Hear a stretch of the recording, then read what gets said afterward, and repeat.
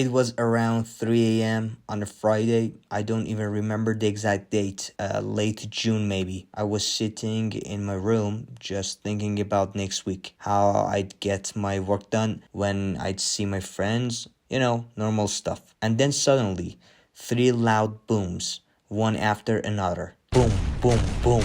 The windows shook. At first, I was sure it was thunder. Then I saw neighbors talking, lights turning on one by one in the building. That's when I realized something's happening. War. We're all feeling heavy these days, but we gotta do something. We can't just let it melt us down. I'm Nipa Podcast and welcome to Nipa Podcast. This is episode 11. War, the survival guide. Go!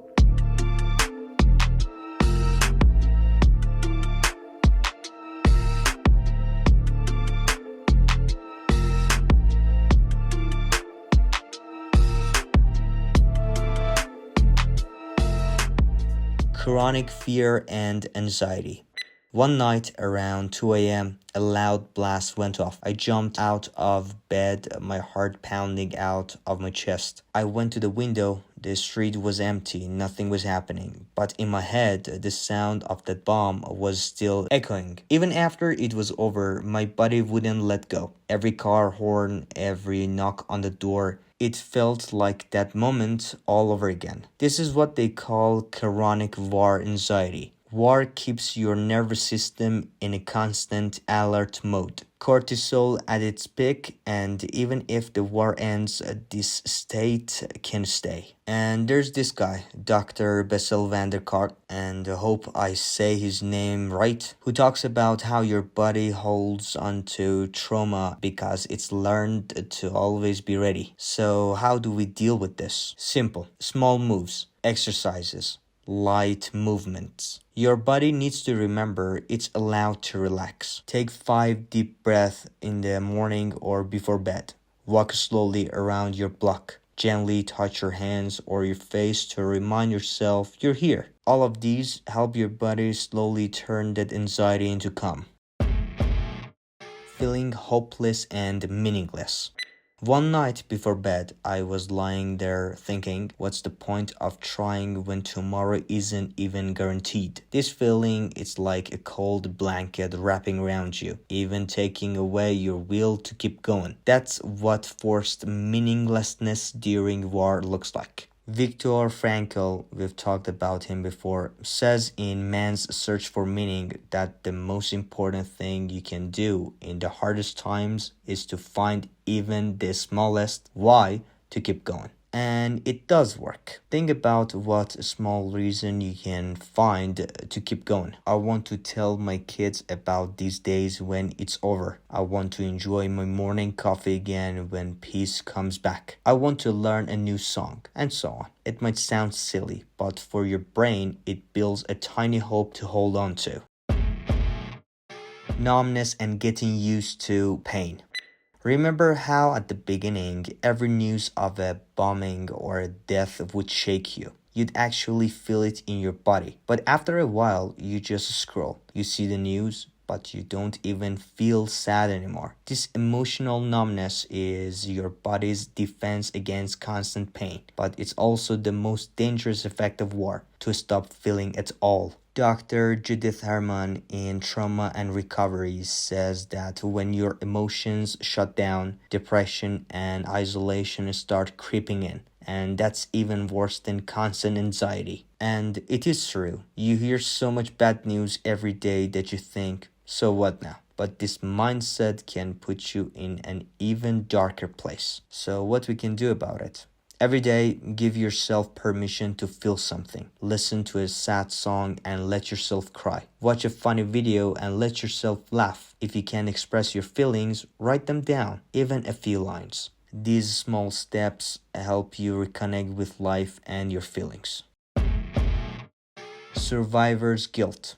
Let me tell you a story. One of my students, a young guy, maybe 18 or 19, messaged me asking how I was. Then he started talking about his friend who got seriously injured, and he said something that hit me hard. Why wasn't it me? It could have been me. This survival's guilt is brutal. The war gives us this wound. Edith Eger in The Gift says survival's guilt is common, but it has to turn into responsibility to live better, not a lifelong punishment. So what we can do about it? Talk to a friend or family member about how you feel. Do something small in memory of someone who's gone. Say a prayer, light a candle, do a tiny act of kindness. Write down, I'm alive and I choose to use this life to build something good. Addiction to the news. Maybe your phone is always in your hand, checking every channel, every news page, every minute, thinking if you miss a second, you're losing something important. But this addiction to news keeps your brain in a constant state of anxiety. Jonathan Haidt and Adam Grant say that constant news can easily lead to anxiety and helplessness. Here's what you can do instead. Set a specific times for checking the news, like 8 a.m. and that's it. Stay away the rest of the day. If you need to stay informed, use a summary source and get back to your life. We've talked about all these challenges war throws at us and how they can stick around even after it's over. But here's what surprised me the most. Personally, I was so caught up in work and everyday tasks that I had forgotten I'm a human and that I have people around me who love me and who I love. All of this, it felt like a slap in the face, reminding me how much people matter, how much we can support each other during hard times, and how important it is to have friends and loved ones who can help you and who you can help too. It reminded me of Nassim Nicholas Taleb in Anti-Fragile. He says humans are fragile on their own, but resilient together. And honestly, that's exactly what I've seen in this war. I hope you and your loved ones are safe. And you know, there is an English saying that goes, it's always the darkest before the dawn. I hope our dawn is close.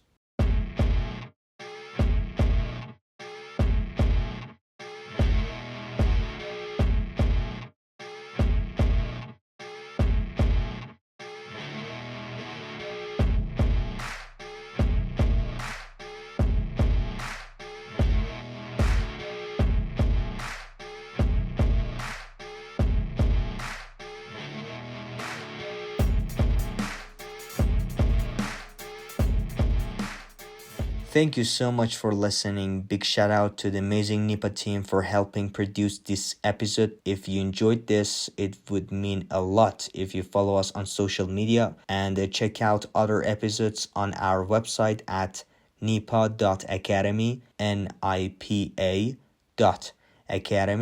or just simply search Nipa Podcast on Google. You can find us. And take care of yourselves in these strange times. Until the next episode. Much love. Go!